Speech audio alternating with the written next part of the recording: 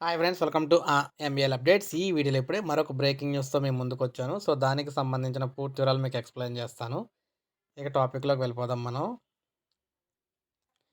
ఫ్రీగా ప్రీపెయిడ్ మీటర్లు. రాష్ట్ర వ్యాప్తంగా 1.92 కోట్ల విద్యుత్ సర్వీసులు. తొలి విడతలో 59.19 లక్షల స్మార్ట్ మీటర్లు. సెల్ ఫోన్‌తో వచ్చిన సెల్ ఫోన్‌తో నచ్చిన టారిఫ్ రీచార్జ్ చేసుకునే వెసులుబాటు. తొలగనున్న ఆలస్య, అదనపు ఛార్జీల భారం. నష్టాల నుంచి బయటపడనున్న పంపిణీ సంస్థలు.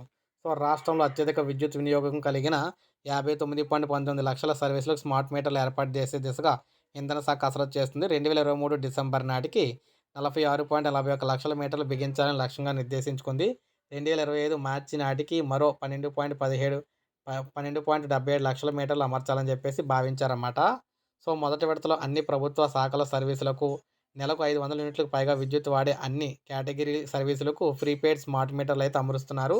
సో, 2025 వరకు ప్రాబ్లమ్ అయితే లేదు. 2025 అప్పుడే వినియోగదారులకు, సాధారణ గృహ వినియోగదారులందరికీ కూడాన 6కైతే బిగించడం జరుగుతుందనమాట. అప్పటి వరకు ప్రాబ్లమ్ అయితే లేదు. అక్కడి నుంచి మాత్రం మీరు రీచార్జ్ చేసుకొని, మీ ఫోన్‌లో రీచార్జ్ చేసుకొని కరెంట్ అయితే ఉపయోగించుకోవాల్సి అయితే ఉంటుంది. ఆ అమౌంట్‌కి సంబంధించి యూనిట్లు అయిపోయినాయి అంటే ఆగిపోద్దనమాట కరెంటు. మళ్ళీ మీరు రీచార్జ్ చేసుకుంటే మళ్ళీ రావడం అయితే జరుగుతుంది. సో, ఈ విధంగా చేయడం అయితే జరుగుతుంది. ఇదే మనకు అప్డేట్ అయితే వచ్చింది ఇప్పుడు. ఒక లైక్ చేయండి. సబ్స్క్రైబ్ చేసుకోకపోతే సబ్స్క్రైబ్ చేసుకోండి.